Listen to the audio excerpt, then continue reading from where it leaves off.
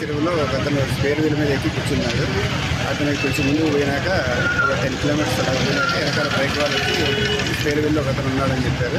అక్కడ అతన్ని ఆ బండి ఆపి చూసి అతను డ్రింక్ చేస్తున్నాడు. అతన్ని అక్కడే దింపేసి వెనక వాళ్ళు బైక్ వస్తాండి వాళ్ళు కింద కాళ్ళు చూసి చెప్పారు. సేఫ్గా అతను నడుచుకుంటూ వెళ్ళిపోయాడు.